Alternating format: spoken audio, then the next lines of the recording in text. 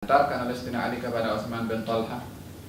Kata Utsman bin Talha mengatakan, kamu tadi rampas kunci ini daripada saya, kali ini kamu berikan dengan baik-baik kepada saya. Sayyidina Ali menjawab, ya, telah turun kepada kami satu ayat yang mengingatkan kami untuk menunaikan amanah kepada Tuhan yang punya amanah. Utsman bin Talha merasa heran walaupun dirinya sebagai seorang kafir pada waktu itu. Tetapi haknya untuk mendapatkan satu amanah di dalam agama yang dia tidak mengimani kepada agama itu, tapi agama itu menghargai perihal amanah, walaupun pemegang amanah itu adalah bukan orang yang beriman, bukan orang berada di dalam agama itu. Utsman bin Talha datang kepada baginda Rasulullah dan mengatakan, tiada agama yang memberikan hak yang sebenar kecuali agama yang kamu bawa ini. Asyhadu an la ilaha illallah wa annaka rasulullah. Dia masuk Islam kepada Nabi disebabkan oleh kerana akhlakul amanah. Nabi bersabda, tidak ada yang merampas daripada kamu kunci Ka'bah ini kecuali dia adalah orang yang zalim.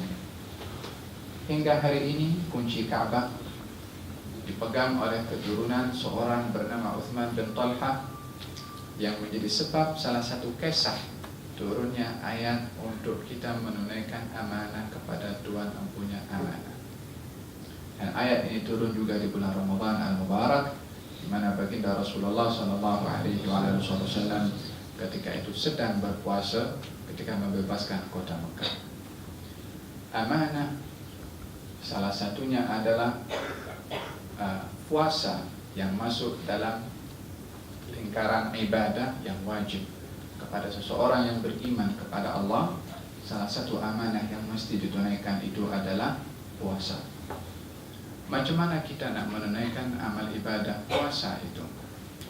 Adakah cukup dengan sekedar kita mengetahui yang wajib untuk ditunaikan di dalam puasa dan masalah sudah selesai sampai di situ, ataukah di situ ada mukaddimat, tuntutan-tuntutan kepada kita ketika sebelum berpuasa, ketika sedang berpuasa, dan apa hasil yang kita boleh capai melalui puasa.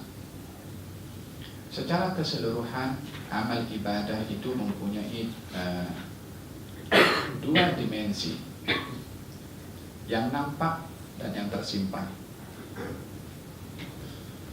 Di dalam yang nampak ini, kita hanya boleh mengukur luaran orang yang beribadah sahaja sebagai penilaian antara satu dengan yang lain sesama manusia adalah menilai daripada segi luaran ibadah yang ia buat. Tapi dimensi yang kedua yang teramat penting, yang menjadi penentu kepada ibadah itu berkualiti atau tidak. Kita di dalam beribadah sebagai satu amanah yang saya jelaskan, tuntutan untuk kita tunaikan ibadah itu sesuai dengan yang disuruh adalah mestilah ibadah yang mempunyai quality, bukan ibadah yang hanya fokusnya kepada luaran atau quantity.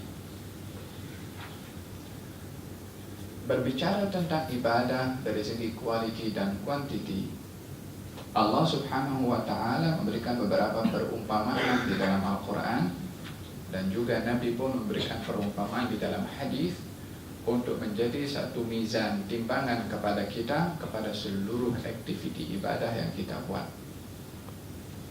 Di dalam Al-Quran Allah memberikan dua contoh dalam Al-Quran.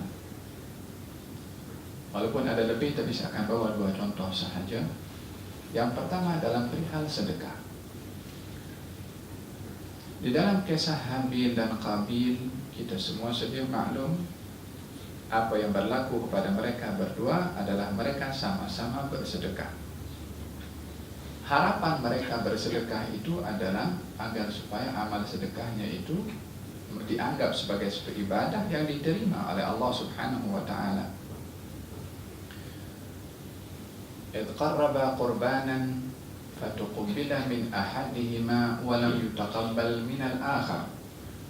Mereka berdua mengemukakan korban, sedekah korban, yakni sedekah yang dikeluarkan satu kambing yang satu berupa tanaman.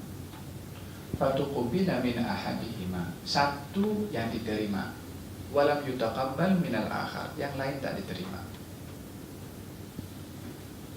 Apa yang menyebabkan dua ibadah ini yang bentuknya adalah sedekah, dua-duanya menganggap beribadah, tapi yang diterima salah satu daripada kedua orang yang lahirnya beribadah?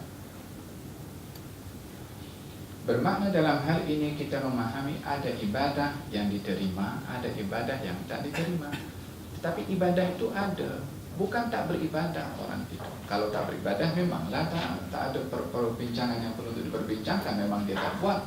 Tapi ini dia buat. Ibadahnya dibuat, tak diterima. Allah memberikan jawaban, innama yataqabbalullahu minal muttaqin. Sesungguhnya amal ibadah yang diterima itu adalah amal ibadah orang yang bertakwa.